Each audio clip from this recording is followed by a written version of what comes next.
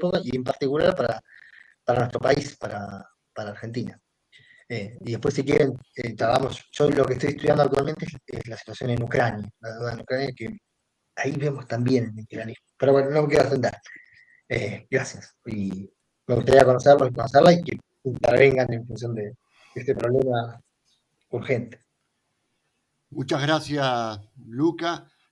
Muy ilustrativo los datos que presentaste sobre la deuda a nivel global, a nivel latinoamericano y el problema que estamos teniendo en Argentina.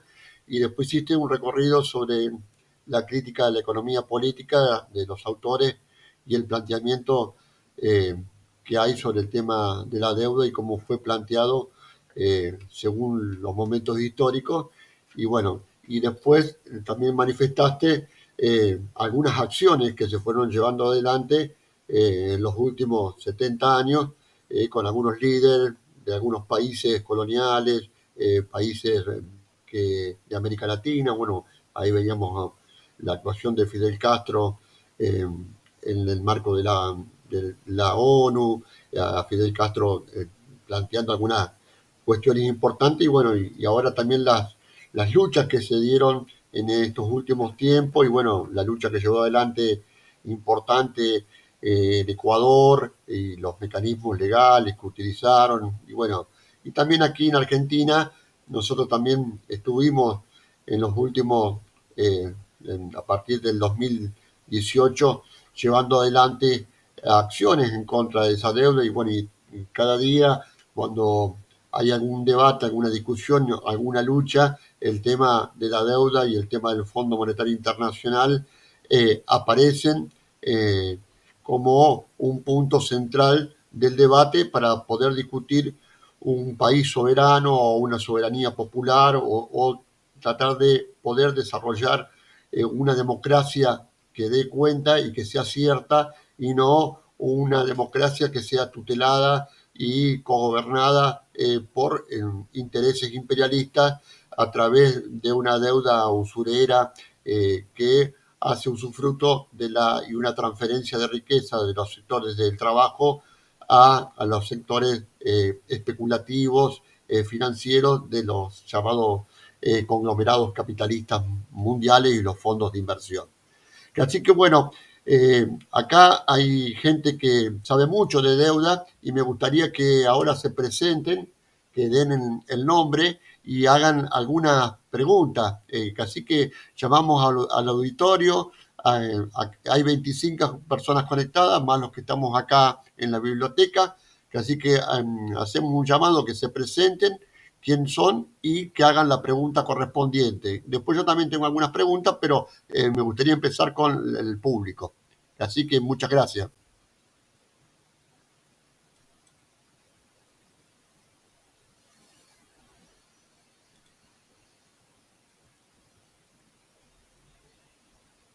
Hola, buenas tardes. Cacho Fornilla, me presento de ATCTA, ya que nadie pregunta, rompo el hielo. Estaba pensando en los BRICS, justamente la reunión de Alberto Fernández, Xi, la ruta de la seda. ¿Tiene importancia eso para los países endeudados? Porque Fernández hablaba de, Xi Jinping dice, habla de solidaridad y paz. ¿Se puede creer en una China que habla de solidaridad y paz?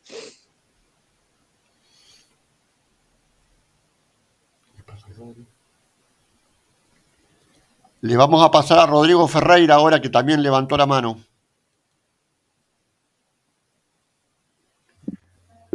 Bueno, buenas tardes. No sé si se va a escuchar bien. Acá estamos con el Memo Sana.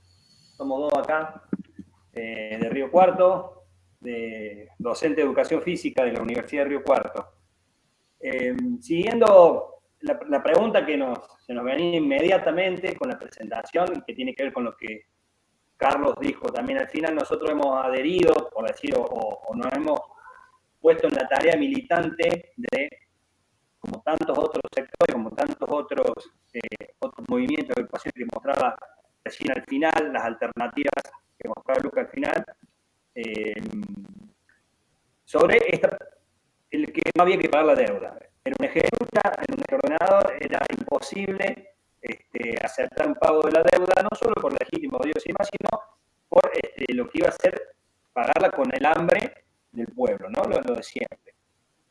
Entonces la pregunta concreta era sobre las posibilidades y las condiciones de los no pagos de deuda, en los ejemplos que ha habido en la historia, por ahí, sobre situaciones similares, o tanto en el caso argentino como en otros países, porque sabemos que hay muchos países que han desconocido pagos de deuda, han suspendido pagos de deuda, y acá en la discusión entre la militancia, inclusive compañeros, a veces decían, pero esto había que pagarlo, esto era imposible no pagarlo, esto había que afrontarlo, había que buscar la mejor salida.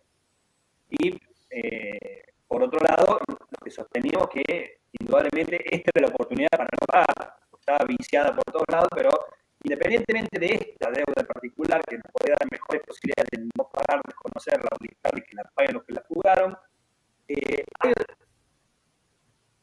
no sé de dónde lo he sacado, hay otros ejemplos, me parece que podría ser interesante traer una comparación en qué momentos, en qué condiciones y con qué consecuencias tenemos ejemplos de los no pagos soberanos de la deuda.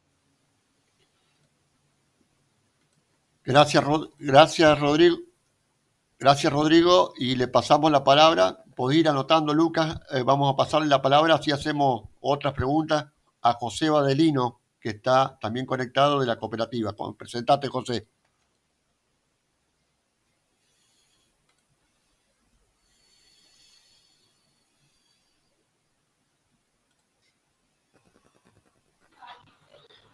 Hola, buenas tardes, ¿cómo les va? Disculpen que no tengo cámara.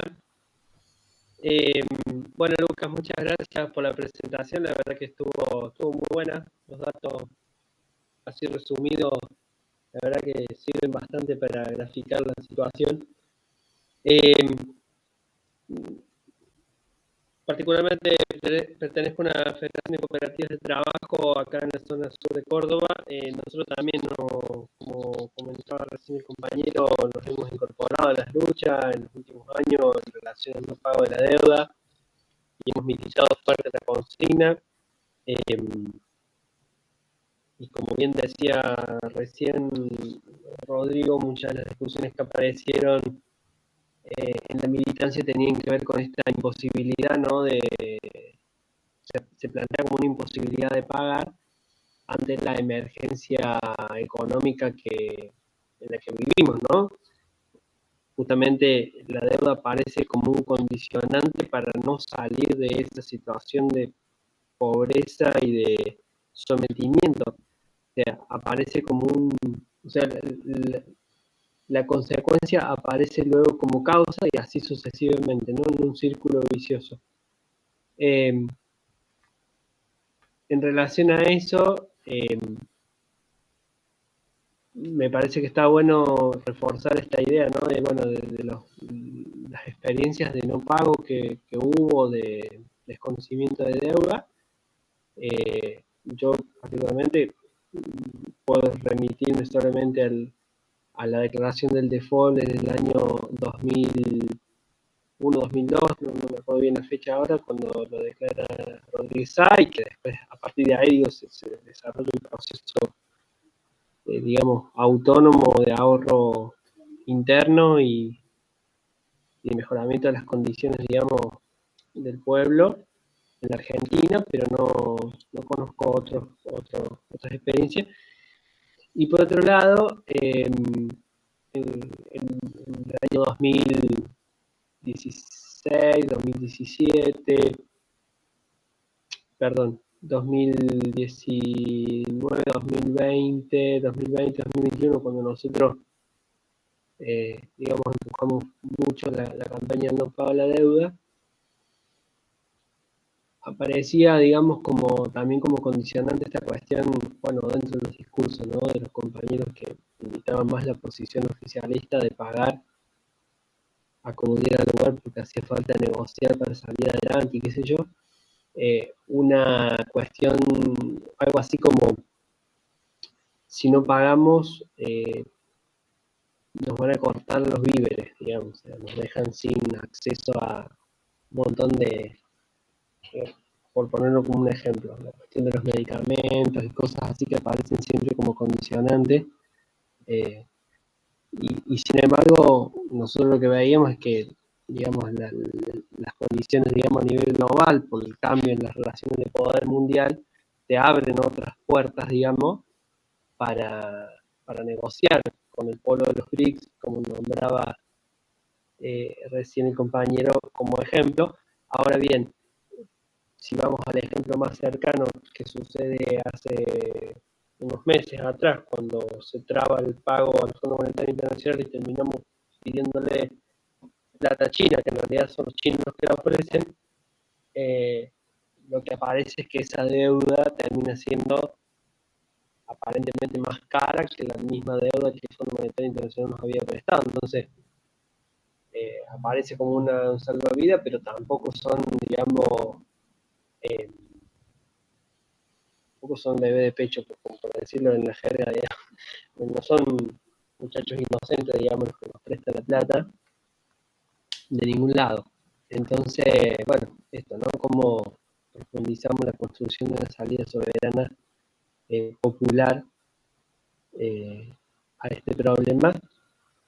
Y bueno, y eso si vos podés tirar algunos ejemplos de otras experiencias que hayan tenido éxito.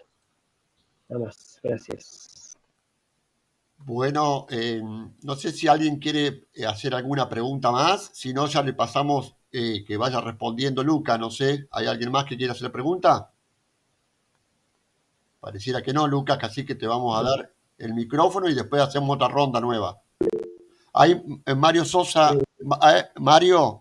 Sí, sí, Torito, no, me parece que es una cuestión metodológica, porque hay muchas preguntas para hacer, pero sería bueno que la hagas en tanda, porque si no, se va a mezclar mucho la densidad de la respuesta. Yo también tengo preguntas, pero me parece que nos vamos a ir de tópico. Entonces, por ahí, por una cuestión de organización, sugiero que conteste de a 2 a 3 preguntas en todo caso y después así lo podemos aprovechar más a Lucas. Gracias, Mario, por el Bien, sí. metodológico y que empiece Luca nomás a responder las preguntas que se hicieron. Bien, me parece que está bueno eso. Y así hacemos como una mesa de discusión virtual, aunque sea. Bueno, a partir voy a dar de unir las preguntas. Tanto Rodrigo como José estaba planteando la cuestión del no pago y después los compañeros de Claudio, ¿no? De ATE, que decía bueno, ¿qué pasa con los BRICS? Bueno, la situación del no pago, eh, a nivel histórico, el no pago vino del lado de la deuda. Y a nivel histórico hay mucha literatura que plantean sobre cómo nace la deuda, incluso precapitalista. Lo que nos interesa acá es analizar el capitalismo de época, y en clave de la deuda. Y la deuda vino atada con el no pago también. ¿Por qué? Porque es un mecanismo de acumulación de capital. Y el capital, como relación social, es anárquico y tiene sus contradicciones y su mecanismo de crisis, y su mecanismo de regulación, y la crisis que es inherente propia del capitalismo, ¿no? La tasa decreciente de ganancia que el propio Marx lo describió. Entonces viene de la mano. Ahora, ¿qué es lo que está planteando para traerlo a nuestra época y a la discusión, ¿no? Es que el no pago, además de parecer un tabú, ya no se puede hablar de no pago. Quienes planteamos y plantean en general el no pago, dice, bueno, son defaulteadores, ¿no? Declarar el default es el no pago.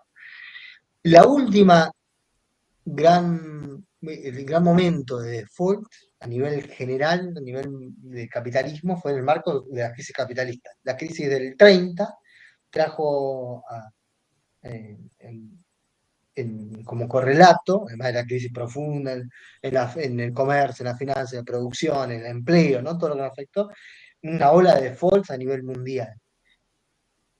Luego de los famosos dorados, también tuvo un momento de reestructuración, y la crisis de los años 80, con la crisis de la deuda, a nivel mundial tuvimos muchos defaults, ¿sí? De algunos soberanos, pero otros impulsados por el propio, como vamos a hacer, como los propios acreedores, que eran en su momento eran bancos europeos y estadounidenses, que llamamos al default, primero México, Brasil, la crisis de la deuda soberana en los años 80. ¿Cuál fue la respuesta de los años 80?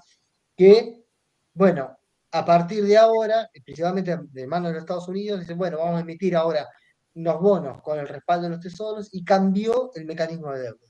Ya no van a ser bancos de forma directa, sino el endeudamiento soberano a partir de lo que se conoce como endeudamiento soberano, la deuda de los estados va a ser a partir de la emisión de bonos. En principio muy dispersos, luego más concentrados y atados a la propia dinámica del capitalismo, ese mecanismo cambió. Y lo que también cambió fue el proceso de default. Entonces, yo acá no los tengo, no se los preparé, pero trabajo con una base de datos para nada, no es del Instituto de Marx, sino el Banco Central de Canadá y el Banco Central del Banco de Inglaterra, ¿sí? El Banco de Inglaterra y el Banco de Canadá hacen una base de datos de bonos en default. Y lo podemos comparar con la situación de la deuda a nivel global. Y podemos ver que como desde los 80 a la actualidad la deuda creció a nivel mundial de forma de una tendencia creciente y la deuda en default cada vez menos. Hay menos sucesos de no pago. ¿Por qué? Porque hay un mecanismo propio, como nos planteaba Carlos, ¿no? La idea del imperialismo, como mecanismo de imperialismo, bueno, el propio capital ha logrado disciplinar a los gobiernos a que, bueno, no hay que declarar el default, no es una opción más.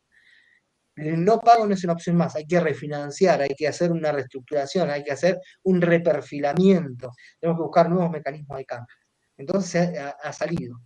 Y el último gran default fue el de Argentina, ¿no? Argentina 2001, cuando luego de la convertibilidad, esto que recordaba José, ¿no? De Rodríguez Sá en el Congreso celebrando el default, que también tuvo sus consecuencias, pero fue un default luego de la crisis acumulada que teníamos en Argentina, con 60% de pobres, con 25% de ocupación, que llegamos a esa situación. Ahora, el default en sí se quitó de como en la carta, no estaba la carta de default en los gobiernos. Porque en parte que nos lograron derrotar ese mecanismo que tenemos los propios pueblos, pero principalmente los gobiernos, en no declarar el default.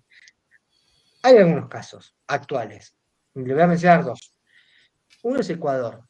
Ecuador no llegó en todos los gobiernos. Carlos mencionaba el caso de Ecuador con Correa. Correa asume en el 2006, las elecciones de 2006, asume en el 2007, lo que dice, bueno, voy a crear una comisión para investigar la deuda que tenemos. Una deuda muy grande tenía Ecuador, en una economía dolarizada.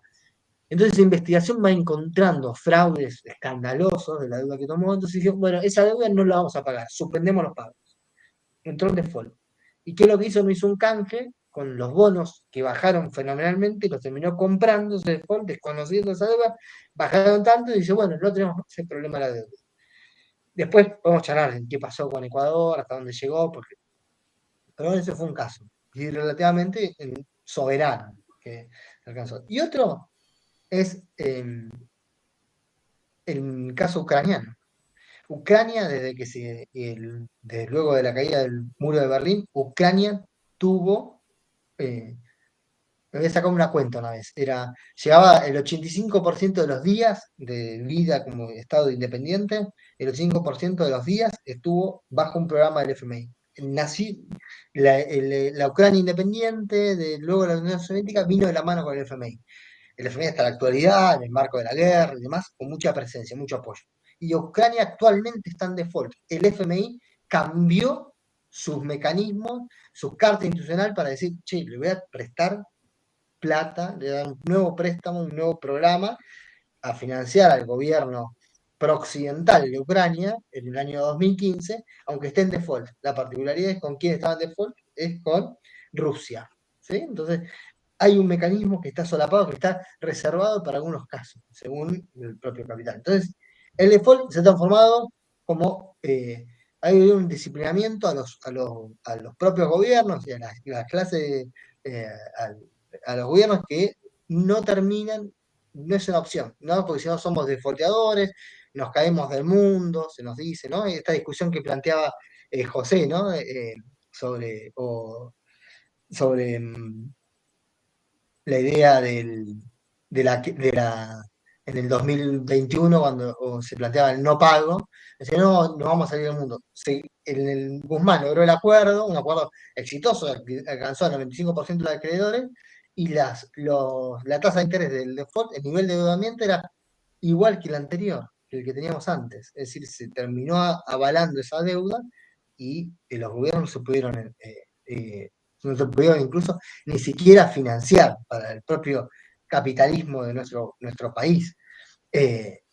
¿Y qué se nos decía? Quienes planteábamos, no, hay que investigar esa deuda está el fraude de Macri, está el fraude de Caputo, el pago de los fondos buitre, y ahí también hay deuda de la dictadura, que no tenemos que pagarla, ¿no? Tenemos que investigar, saber, y es un mecanismo también de memoria. ¿Sí? Entonces, bueno, no, se reestructuró y realmente no sirvió incluso para los fines del capital. Hace poco había terminado de leer el libro famoso de Alejandro Werner, el funcionario del FMI que negoció, no sé si lo vieron, que estuvo dando muchos discursos, un funcionario del FMI que es argentino, mexicano, eh, en el cual dice, bueno, el gobierno, el propio que es muy crítico, obviamente, al gobierno actual, lo que decía, dice, bueno, esa reestructuración no sirvió para nada. Y Macri, con el funcionario Donald Trump, hicieron mucho para llegar en ese acuerdo. Sin embargo, no se investigó nada de las propias entrañas del FMI. Entonces sí hay un antecedente, hay muchos antecedentes del no pago. Y quiero atar esto a muchos antecedentes a nivel histórico, recientemente no, porque se nos quitó esa opción. Y la primera pregunta sobre los BRICS y después salió como alternativa al caso China. En esos dos casos que mencioné, el de Ucrania y el de, bueno, en Argentina, pero después podemos pensar en Grecia, China ha actuado básicamente, China hoy es el principal acreedor a nivel mundial del mundo, ¿sí? Es el principal acreedor del mundo. ¿Sí? A través de sus bancos, a través del Banco de Exportaciones e Importaciones, el Banco Popular, Popular Chino, ¿sí? O a través de los mecanismos multilaterales, ¿sí? Como el Banco de los BRICS que se mencionaba. Sin embargo, China lo que ha hecho hasta el momento, siempre, cuando ha tenido que hacer canjes, es patearla para adelante, pero siempre a costa de que, bueno, primero tienen que resolverse por vías de mecanismos de mercado, tiene que haber un canje, o directamente con acuerdos con el FMI. Incluso se ha aprovechado de esto. Por ejemplo, la masacre que hizo el FMI en Grecia, lo que hizo China, la masacre luego del 2015, lo que hizo China es un programa de ajuste tremendo. Lo que hizo China fue aprovecharse de ese ajuste y privatizar los puertos, ¿no? Entonces vino de la mano. En Ucrania lo mismo. Y en Argentina la negociación estuvo muy atento a este seguimiento. Y en cuanto a los ideas alternativas, bueno, el mecanismo que mencionaban es el mecanismo de los swaps de monedas que tenemos, que hoy anunció el presidente Alberto Fernández, que es un mecanismo de acuerdo entre bancos centrales, es decir, el Banco Popular Chino y el Banco Central de Argentina, que lo que hacen es un mecanismo de swap de acuerdo de intercambio de monedas, ¿sí? Pero cuando se activan tenemos una tasa de interés. Se activa se puede utilizar eso y transformarlos en dólares. Y esa tasa de interés es por encima. Entonces sí, estamos tomando deuda más cara con China y hoy por hoy no se ha mostrado más como una alternativa. Sí, tienen menos condicionamientos, pero hay condicionamientos políticos, ¿no? Tienen menos condicionamientos que el Banco Mundial, pero hoy por hoy, lo estamos viendo, ¿sí? Ha seguido en otras condiciones, en otro momento, porque no ha puesto todo su peso en la discusión, ni siquiera dentro del Fondo Monetario Internacional, ¿sí? Siguió de la mano. Entonces, lo que voy es los mecanismos alternativos, pensarlos más en clave más que de otra potencia, sino en mecanismos regionales y de investigación, como se propuso en los 80, como se propuso luego de la derrota del ALCA en el 2005, y recuperar eso en el momento de crisis, por ejemplo, con la pandemia o en la actual situación. Bueno, pero hablé mucho, abramos al debate. Bueno, sigamos con una ronda más. Se había inscrito Mario y bueno, y los que quieran hablar levantan la mano o directamente hablan y preguntan. Bueno, en realidad yo hice una propuesta de orden, pero ya que me permití voy a preguntar. De tu presentación, Lucas, vi un detalle que te quería, solamente quería saber si lo habían tenido en cuenta, me imagino que sí, pero viste que por las CIRAs y por el mecanismo de las CIRAs, la Argentina incrementó notablemente su deuda comercial de corto plazo. Y creo que sumado al problema general de la deuda, tenemos unos 40.000 millones de vencimiento de corto plazo por las CIRAs, por lo menos 20.000 son del sector industrial y solamente muy poquito que corresponde a la pequeña y mediana empresa. Y primero quería saber si eso lo tenías o estaba contabilizado en el ejercicio que ustedes hicieron. Y la segunda pregunta sí que te quería hacer es si conoces, si sabes, porque claro que hubo una discusión muy grande en torno al pago o no pago de la deuda. Aquí lo que se debate no es si la deuda es justa o injusta para el pueblo, es claramente una situación absoluta de injusticia, sino que lo que está en debate en todo caso es la estrategia que uno puede estar siguiendo con el tema de la deuda.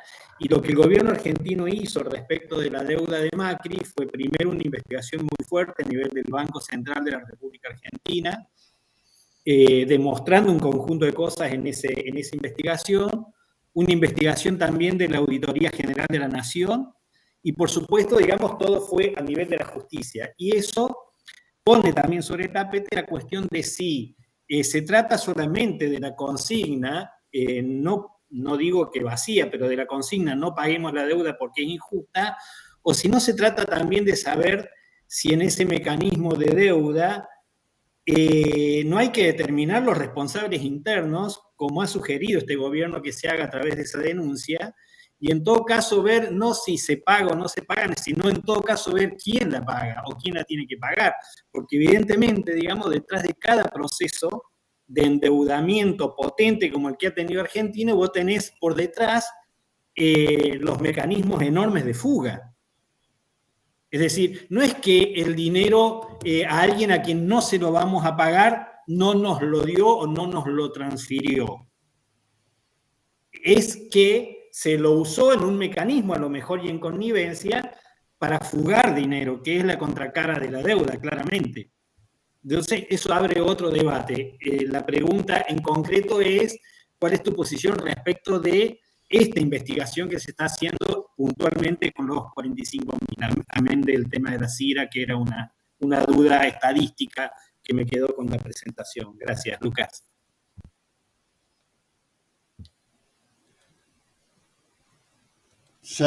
Vamos con Sergio Tagle, que quería preguntar.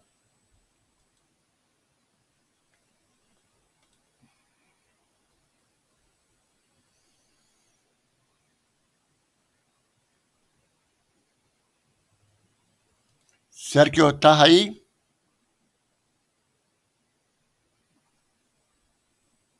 Si no, vamos con otro. A ver, creo que ahora sí. Ahora sí. Sí. ¿Cómo evaluás técnica y políticamente pagar para desendeudarse? Te lo pregunto porque lo hizo Néstor Kirchner, sabemos, fue presentado como gesta liberadora. Todavía, por el kirchnerismo, es presentado como el punto más alto a la hora de vincular estos dos conceptos, desendeudarse al tiempo que liberarse. Y también porque ahora sugiere algo parecido Sergio Massa. Tu evaluación económica y política, nada más.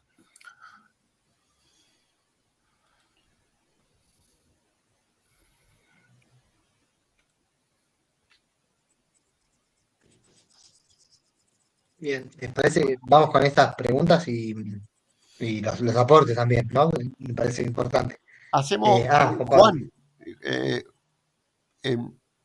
Lucas, le permitimos a Juan hacer una pregunta y ya vamos a la ronda. Sí. Sí. Hola, ¿cómo les va? Disculpen, yo ando en movimiento en algún lado de la ciudad de Río Cuarto, pero estuve escuchando atentamente. Quería preguntar si hay estrategias o si hay formas de organización de las cuales también puedan sugerir, quizás no solo el expositor, sino otras personas que estén escuchando, de medidas paliativas más locales, un poco más micro, sobre los coletazos de la deuda para el común de la población, digamos, y no solo pensar a nivel macro. Pero es una pregunta por desconocimiento o por ahí para hacer una lista y seguir indagando. Simplemente eso. Y muchas gracias por el espacio y la discusión.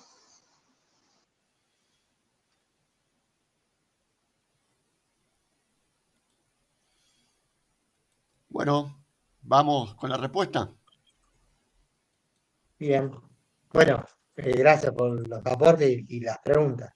Voy por el orden. Empiezo con lo de Mario. La primera, la cuestión técnica sobre la deuda comercial y financiera. Claramente no, bueno, lo aclaré. Ese informe es del Ministerio de Economía y lo que contempla dentro del endeudamiento plantea también la deuda comercial. Está contemplada. Después hay otros, están los adelantos transitorios que está discriminado, pero es muy poquito, pero está contemplado. Y, y además tenemos problemas que, bueno, además en este caso para importaciones y todo lo que conlleva la actual situación de falta de dólares, tenemos otros problemas que vienen de la mano también por el tipo de deuda, que es que muchas están atadas o a la tasa de interés, como que él le decía, los mecanismos ajustados con bono ser, y otras que los que están en dólares, que siguen a la mano de la devaluación. Lo que pasa es que en el marco de la crisis, el mecanismo que una devaluación tendría que bajar termina subiendo, ¿sí? Y el problema de deuda se acrecenta, ni que hablar en el contexto de con la crisis cambiaria. Bien, en cuanto sobre las investigaciones de deuda, eh, el informe este que citaron, que se presentó en el 2020, ¿no? El informe que está en la página del Banco Central, ¿no? Que es el balance del 2015-2019, que es muy importante el Banco Central.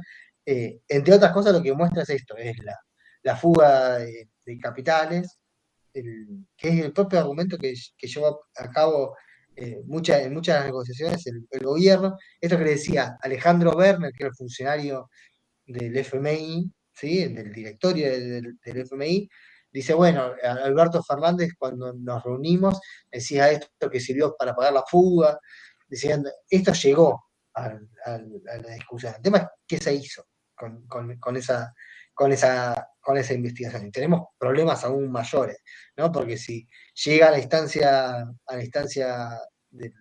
judicial a nivel local, mucha de la deuda, ¿sí? Principalmente la deuda en moneda extranjera con acreedores privados, tenemos la jurisdicción, cedimos la soberanía jurídica. Entonces lo resolvemos en el famoso juzgado de Nueva York, donde estaba Griesa, que tomó a cabo la deuda de los fondos buitre, y ahora Presca, la famosa jueza que hizo lo del el cupón PBI, ¿no? Y el caso de YPF, ¿no? De los últimos 2 meses, estos últimos casos. Entonces ahí tenemos a un problema mayor. Y lo mismo que con el informe de la AGN. El informe de la AGN muestra muchas irregularidades en la toma de deuda, que uno de los principales interlocutores que tienen que hacer, o debería hacer, es el propio FMI. El tema es si nosotros como país negociamos un nuevo programa, el propio FMI dice, bueno, si estamos negociando un nuevo programa para pagar el programa anterior, estamos legitimando esa deuda. La deuda es el tema del FMI. La deuda con los privados. La deuda con los privados teníamos un bono que se había negociado en el 2017, que había sido emitido en ese momento era el secretario de Finanzas, Luis Caputo, que después fue presidente del Banco Central en el marco del FMI, que luego salieron los Pandora Papers, no sé si se acuerdan, los Pandora Papers, la filtración de la agencia del Consorcio de Periodistas Internacionales, en el cual mostraba que Caputo no había declarado Noctua, era el presidente de Noctua, que era un fondo de inversión que no lo había declarado, no estaba en su declaración jurada, y que operaba en un paraíso fiscal. Y además de hacer eso, que es por lo menos cuestionable, pero decir, bueno, un funcionario que esté llevando a cabo esto, además de eso, ese fondo terminó tomando deuda, la propia deuda emitida. Eso llegó, parece que llegó hasta el hijo y terminó cajoneada esa investigación. Pero eso, bueno, tenemos que denunciar esto. ¿Qué fue lo que pasó? Ese bono lo reestructuramos en el 2020. Entonces reconocimos esa legalidad de una deuda que era legal. La otra, la deuda de los buitres. Los buitres lo que hicieron fue, luego del default del 2001, fueron a litigar, no entraron en ninguno de los canjes, ni en el 2005 ni en el 2010, y esos acreedores que quedaron afuera de los canjes, los holdouts, compraron esos bonos a muy baja cotización, ¿sí? A precio de default, y fueron al Tribunal de Nueva York, al Tribunal entonces del juez Griesa. ¿Y qué les dijo? Griesa en el 2014, si Argentina tiene que pagarle, llegaba a un 1000%, tenía que pagarle por encima. Entonces la deuda se incrementó fenomenalmente. Y esa deuda que lo hizo Macri, ese pago, terminó siendo el pago de los fondos buitres, esos bonos se terminaron reestructurando, entonces lo terminamos reconociendo. Hay un mecanismo ahí que es difícil de desarmar, y claramente no es, como planteaba Mario, como bien planteaba, de que no es una cuestión simple, de decir, bueno, suspendemos y listo, ¿no? Hay un problema que está hay una trama judicial, y muchas cosas que no conocemos, por eso es muy importante llevar a cabo una investigación, pero para esa investigación hay que llevar la suspensión de los pagos, ¿sí? Y esa suspensión de los pagos, incluyendo la del FMI. Bueno, primero investiguemos qué se hizo en esa deuda. Y sí, claramente hay deuda que terminó llegando al Banco Central, y esos DEC, los derechos especiales dirigidos, se transformaron en dólares que sirvieron para refinanciar la fuga, ¿no? Empresas principalmente que terminaron comprando dólares. Bueno, ¿qué empresas? ¿Cuánto compraron esos dólares? ¿Cómo se refinanció eso? Eso forma parte de una investigación. Pero también hay una parte que no hay registro, que es la deuda de la dictadura. Y esa deuda de la dictadura que se va reciclando. Se estimaba que el 50% de la deuda con el Club de París fue tomado para la dictadura y no había registro de nada. Entonces fue cuando se terminó, es un salto muy importante de la deuda. Entonces ahí tenemos que investigar, y hay un problema también, bueno, esto de soberanía y esto de frenar los pagos en un contexto, ¿no? La consigna de esto que se decía, frenar los pagos, ¿en qué contexto se planteó? La negociación que se dio en agosto, que se terminó firmando en agosto del 2020, en el marco de la crisis económica que estamos sufriendo todos los países del mundo, pero en particular nosotros en la Argentina, donde tuvimos una caída fenomenal del PBI, un aumento del desempleo, de la pobreza muy alto, entonces teníamos argumentos para decir, bueno, ¿por qué vamos a dejar de pagar? ¿Sí? En cambio, seguimos pagando al propio FMI, a la deuda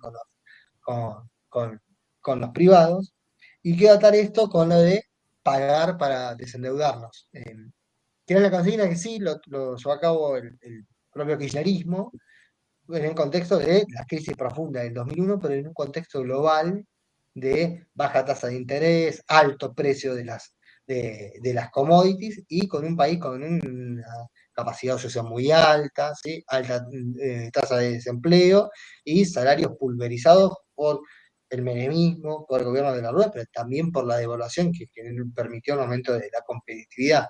Entonces, pagar para desendeudarnos sirvió en ese momento, incluso el pago adelantado del acuerdo con el FMI, que sería un pago adelantado, le pagamos toda la deuda, fue en ese contexto donde teníamos incluso reservas en el Banco Central. Hoy esa situación no está. Hoy las tasas de interés están por encima, incluso en el marco de la inflación a nivel mundial, los conflictos a nivel mundial, lo que están haciendo los países centrales, principalmente los Estados Unidos, subiendo la tasa de interés, entonces es más difícil llevar a cabo estas medidas. Y otros condicionantes, por ejemplo, las sequías, ¿no? Tenemos muchas situaciones que hace que ese mecanismo resulte,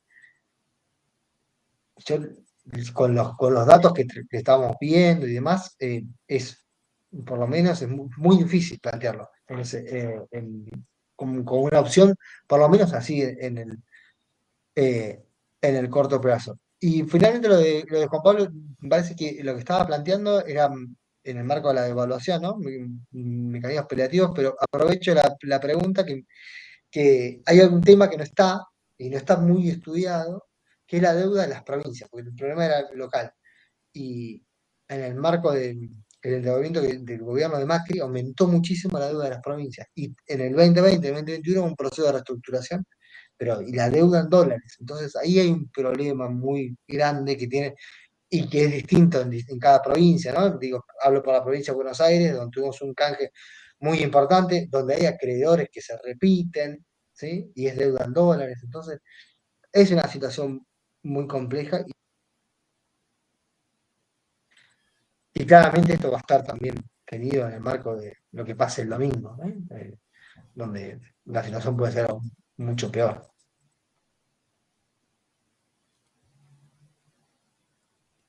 Bueno, José o Sergio, no sé quién quería hacer alguna pregunta o otro más también puede preguntar ahora. Vamos a hacer va a ser la última eh, ronda, así que aprovechemos y hagamos las preguntas que tengamos en este momento y así aprovechamos la presencia de Lucas y le preguntamos. Hay una mano levantada de José Badelino, no sé si Sergio levantó nuevamente y no sé si alguien más quiere hacer alguna pregunta. Luciano también quiere hacer Yo paso. Bien, bueno, en principio, Lucas, me pareció bueno, clarificador en relación a la situación en la que estamos y los datos son contundentes, la periodización, etc. Rescato, además, digamos, de lo que presentaste, un par de aclaraciones que hiciste después. Me parece que nos aproximan un poco más a la situación de crisis y en todo caso, en torno a eso gira la pregunta. Vos dijiste que desde 1980 en adelante, según el estudio del banco, el BOE y el Banco de Canadá, la deuda en default es menor, ¿no? Entiendo que, además, digamos, en ese periodo histórico, esa transición de los 80 a la actualidad, también ha cambiado la forma de la deuda de crédito a bono. Por lo tanto, ahí hay una ventaja, que voy a decir en términos capitalistas, como si yo lo fuera, en el sentido de que lo que te permite es dividir en cuotas partes menores el anticipo de capital, de modo que sea menos sangriento de golpe, pero de carácter permanente. Entonces aparece el punto contradictorio de la utilidad de la deuda en términos de anticipo de capital. Y creo que eso es justamente lo contradictorio en relación al desarrollo del capitalismo y la deuda. Porque entiendo que si no lo vemos de esta forma parece como una anomalía, y en todo caso lo que tenemos que entender es que la deuda es orgánica al desarrollo del capital. Descrito así como fase, no como el imperialismo, no como denuncia de robo, digamos, ¿no? Sino como momento y fase de desarrollo del capitalismo, en esa transición en que ese anticipo de capital fue promotor, palanca, y pasa a ser ahora un obstáculo al desarrollo del capital. Entonces, la pregunta es, si no hay un sentido de oportunidad histórica, no en relación a la deuda, sino un sentido de oportunidad histórica de los pueblos, en tanto el problema de la deuda no es el problema que padecemos quienes, los pueblos, digamos, no tenemos recursos para vivir, sino que aparece como un problema para el capitalismo mismo. Y entonces ahí entramos a discutir el imperialismo, pero no ya como voluntad y, como decía, como denuncia, sino como momento particular en el que es posible resolver la relación social fundamental para todos a la vez. Si no salimos, entiendo yo, si no salimos de esa, a ver, ¿cómo decirlo? Asumimos que el movimiento de la naturaleza es dialéctico, sin embargo lo queremos volver lógico, es decir, nos molesta la dialéctica, la queremos estirar para que se transforme en lógica formal. Y entender como positivo, como bueno, digamos, llamémoslo de alguna forma, lo que es orgánico el desarrollo de todas las cosas, inclusive la del régimen, ¿no? Entonces digo, salimos de ese punto, vamos al sentido de oportunidad histórica. Hay crisis, es un momento, o sea, es como lo estoy presentando en todo caso, o si no, no, pues si no, es un problema para el capitalismo o es un problema para los pueblos que no podemos consumir y vivir de ese modo.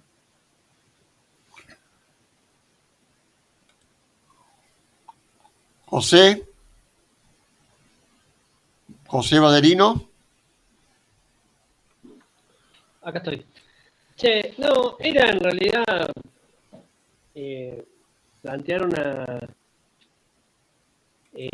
digamos, una diferencia con lo que planteó Mario, en el sentido de que, si bien no es que nosotros la consigna no pago era una consigna vacía, nosotros lo que planteamos era suspendamos los pagos hasta tanto se sepa qué se hizo con la guita, porque básicamente no hay un solo dólar de los que entró puesto en algo concreto. De hecho, como bien lo describió Mario, se usó la gran parte del dinero para, digamos,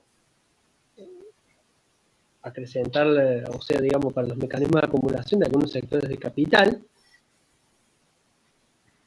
Y ese argumento era suficiente para suspender el pago, digamos, porque poner esa decisión en manos de la justicia, que ya sabemos cómo es, de lenta, y que ya sabemos que responde a los intereses, digamos, de los grandes sectores del capital y no responde a los intereses populares. Entonces, ese argumento era suficiente para decidir el no pago. El problema es que me parece que estamos justamente sometidos a esa lógica que describía Luca, de evitar el default y negociar y a costa de el hambre y la pobreza y la situación que estamos viviendo para el conjunto del pueblo. Entonces, creo que es necesario que sigamos sosteniendo la cuestión de suspensión del pago de la deuda, porque es la única posibilidad de deshacernos del condicionante, uno de los condicionantes que nos está impidiendo mejorar las condiciones de vida de nuestro pueblo. Si hay tiempo, pregunto por otra lógica. La lógica de las relaciones de fuerzas. Lo digo con esto, o la pregunta es esta.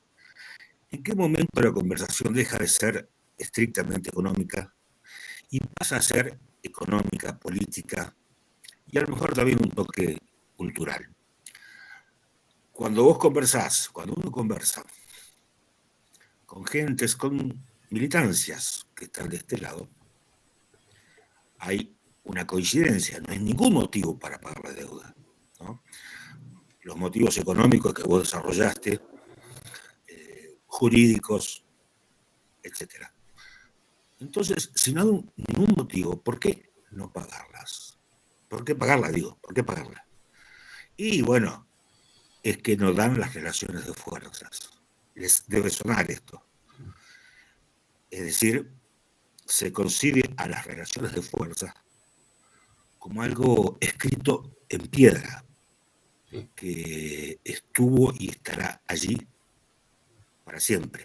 Supongo, te pregunto. Ahí ya pasamos a la economía política, ¿no? Bueno, muchas gracias a las intervenciones, muy buenas todas, la de Luciano, muy buena la de José, muy buena la de Sergio, y me gustaría ver si hay alguna más, así ya vamos cerrando, si alguno se quiere hacer alguna pregunta así ya se las formulamos a Luca y hacemos esta última ronda de contestación para después, tipo 20, ir cerrando. ¿Hay alguna pregunta más?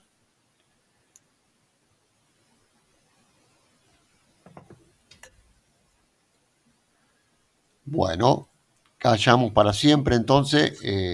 Bueno, vamos a darle la palabra a Luca, que dé la respuesta si puede y que se quiere extender un poco, que se extienda para responder estas preguntas, que sobre todo la cuestión que le cambiaron ahora, lo sacaron de una parte y lo pusieron bien en la parte de las correlaciones de fuerza, de la política, y que bueno, también es una situación que venimos discutiendo y siempre con esa muletilla quedamos atrapados diciendo, bueno, no hay correlaciones de fuerza, hacemos lo que podemos y bueno, y está, y pareciera, como dijo ahí Sergio, que está escrito en un muro de piedra y nadie hace nada para destruir la piedra esa.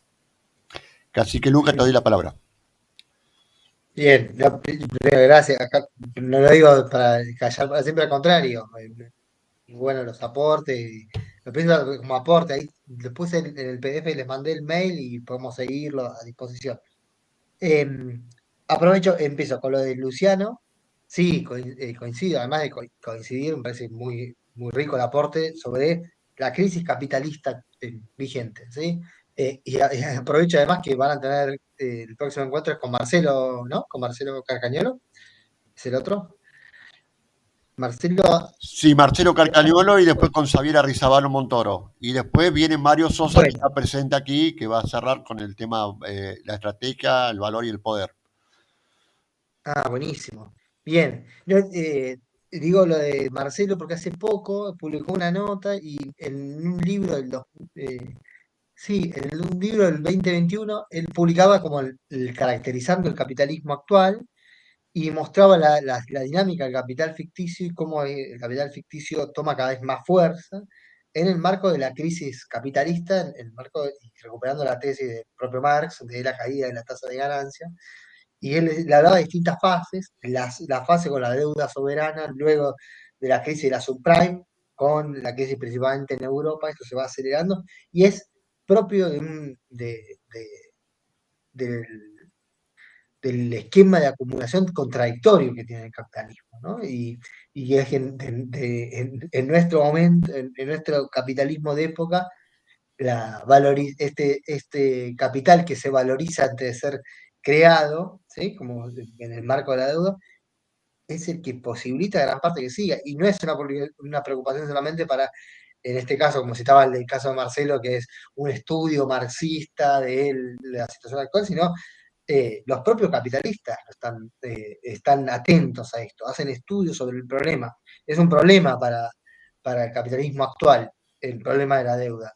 Y no hablo solamente de la deuda soberana, ¿sí? Por eso en el 2020 y el 2021 empujaron fuertemente a que todos los países lleven a cabo una reestructuración para poder seguir pagando esa deuda en la cual se sostienen.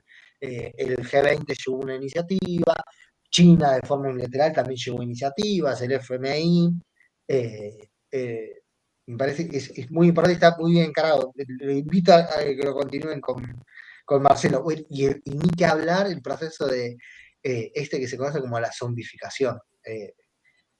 Ahí hay un tema para profundizar de las situaciones a nivel, de productividad a nivel global.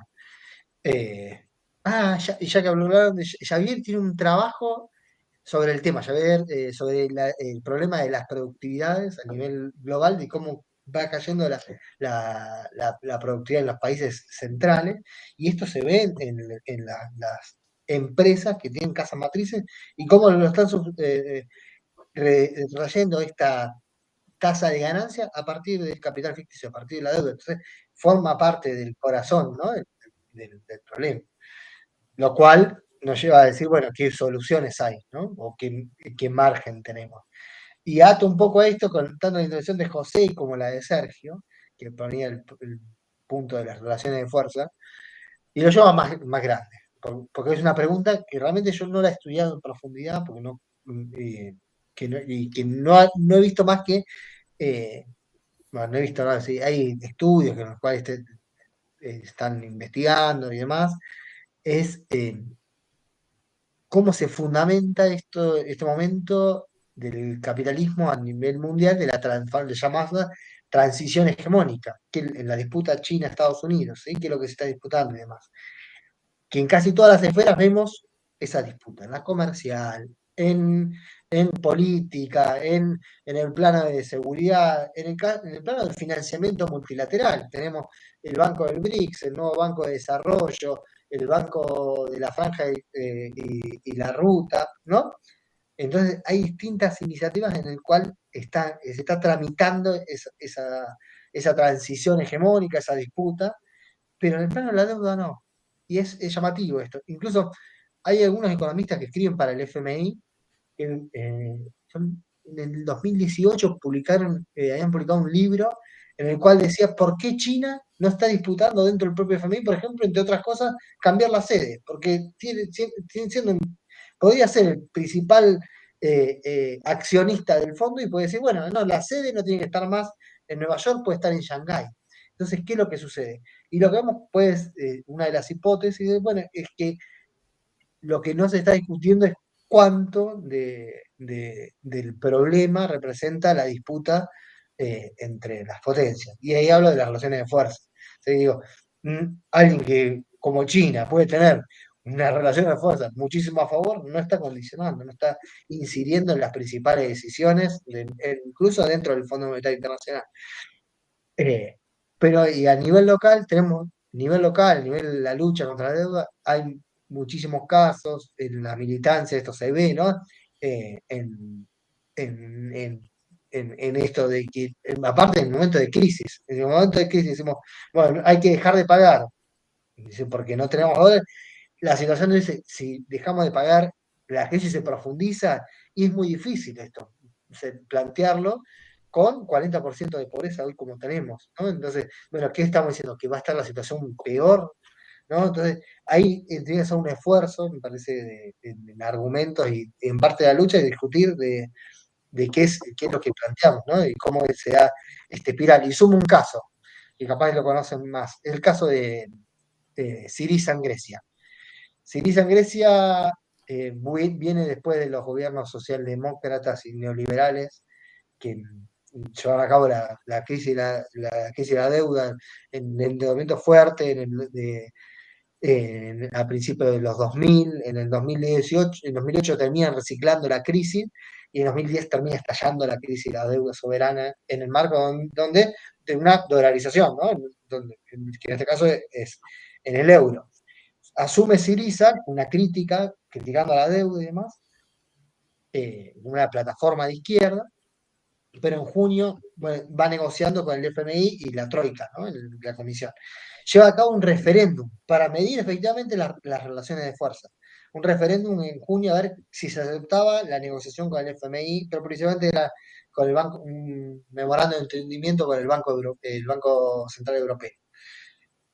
Ese referéndum, la población se le va a decir no, estamos en contra, no queremos firmar ese acuerdo. Semanas después, el gobierno de Syriza, que en su momento era supuestamente de izquierda, desechó esa decisión y llevó a cabo el segundo memorándum, después tuvo un tercero.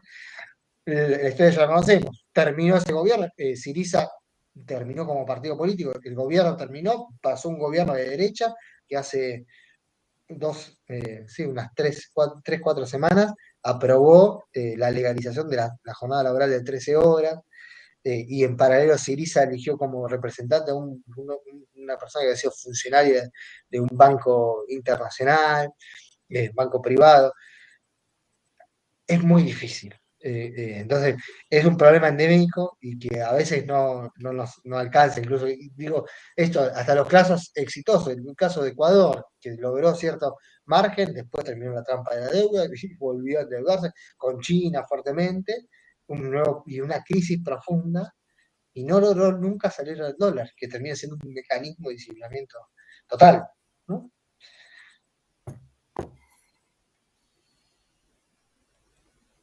Bueno, muy bien. tenemos todavía algunos minutos. Si alguien quiere hacer alguna pregunta más, nos quedan unos 10 minutos para hacer preguntas.